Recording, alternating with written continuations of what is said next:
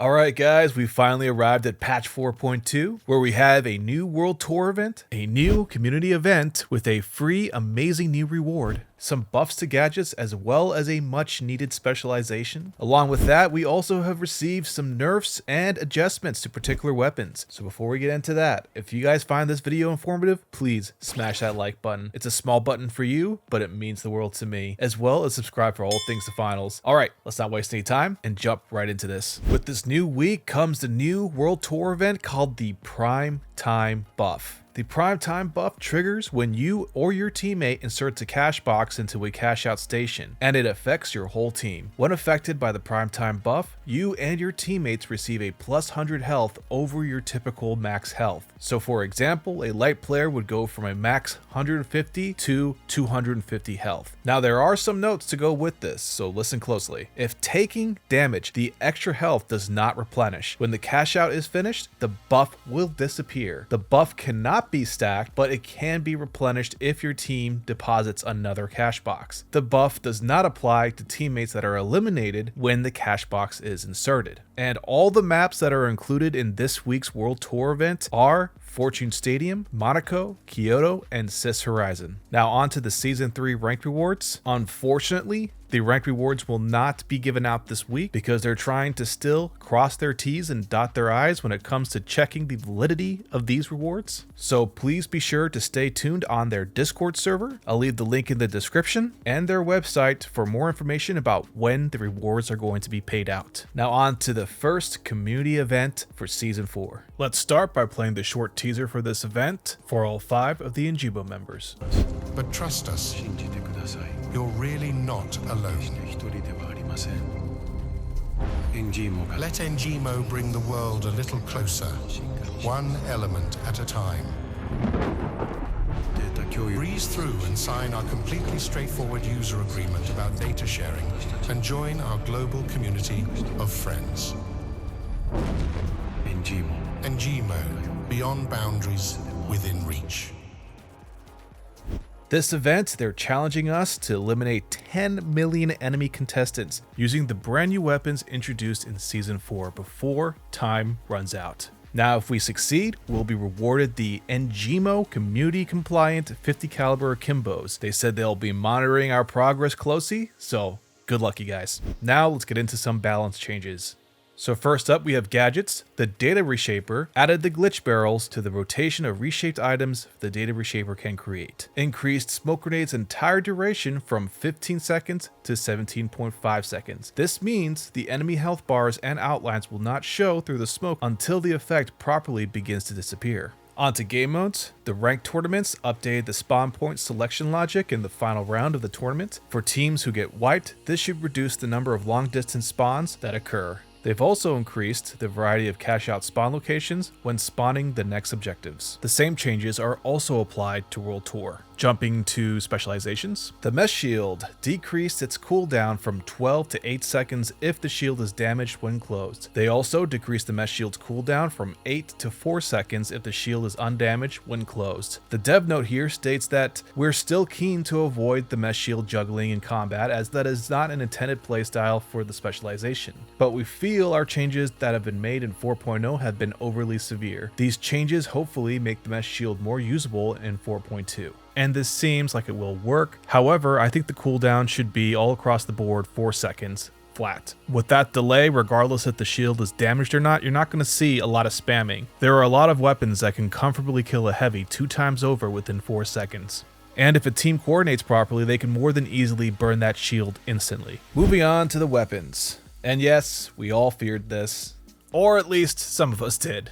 Has its damage decreased from 117 to 100. Increased the ammo though from 4 to 5. Increased self-damage multiplier from 0.75 to 1.6. That's a pretty big jump. They updated the damage fall-off curve so that the damage drops to 90% at the edge of the 30 centimeter inner radius, with the damage falling off linearly from that point to 0 at the outer edge of the blast radius. The dev notes here say that we felt our buff of the CL40 in 4.0 was too much and made the weapon very very oppressive in certain combos or when stacked. We've now dialed the damage back to a level closer to what we had before 4.0, while retaining the increased size of the max damage inner radius. To prevent the weapon from returning to a time where it took 100% accuracy to take down a heavy, we've given it 1 additional ammo. As always, we've continued to monitor the impacts of this change and will adjust further if needed. Now, the already infamous Pike 5.56. They decreased damage from 59 to 52. The dev note here says, on reviewing data, it becomes apparent that the Pike was fairly overtuned in our 4.0 release, and this adjustment is intended to move it to a more reasonable place. We suspect it may be still too effective in too many different use cases, so we'll continue to review the impact of this change and adjust it in later patches if we feel more balancing is needed. I really do hope so, because I'll admit it's kind of rough to go up against a coordinated team with 2 mediums using pikes once they start to lock down a cash out and have height. But anyhow, let's move on to the V9S. They decreased the fire rate from 430 RPM to 360 RPM, but they also increased the damage from 37 to 40. Now, I personally think this is a great change. It'll help the player focus more on accuracy versus trying to spam the weapon as fast as they can, allowing the player to form a reasonable rhythm to maintain a consistent amount of damage. Now, the dev note here says, these changes have been made to prevent various methods where players can ensure they got the effective maximum fire rate from the weapon through uses of specific binds, causing it to be highly effective compared to its intended baseline. The damage increase has been applied to offset some of the effective DPS the weapon has lost with the decreased fire rate. Overall, the effectiveness of the weapon for regular players should not be massively different. Alright, moving on to content and bug fixes. I'm only going to be going over the ones that directly affect the players to not waste any time. So let's start with controller.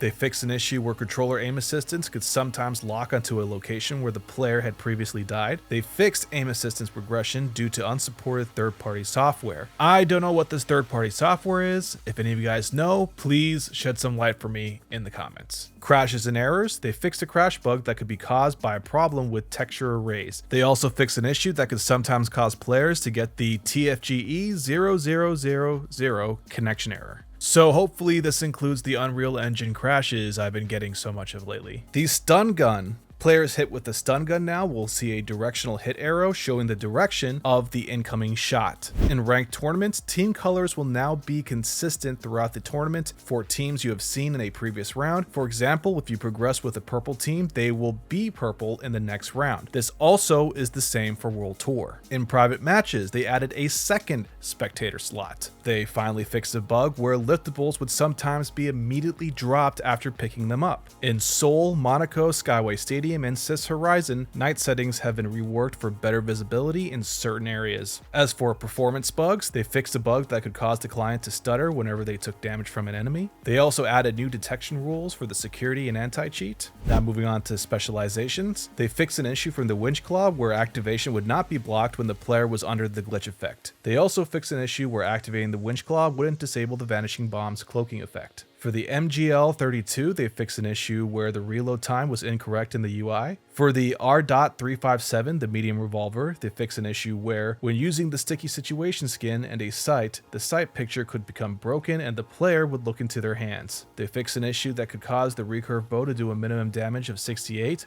rather than 60. And the SH1900 fixed an issue where the stats would be shown incorrectly in the UI. And that's about it, guys, for the patch this week. Please let me know your opinions and thoughts about all the nerfs and adjustments that have been made. But as always, try to keep it civil. And yeah, other than that, I'm just going to jump back into working on this masterclass and hopefully have it sometime tomorrow. Peace and love, guys, and I'll see you next time.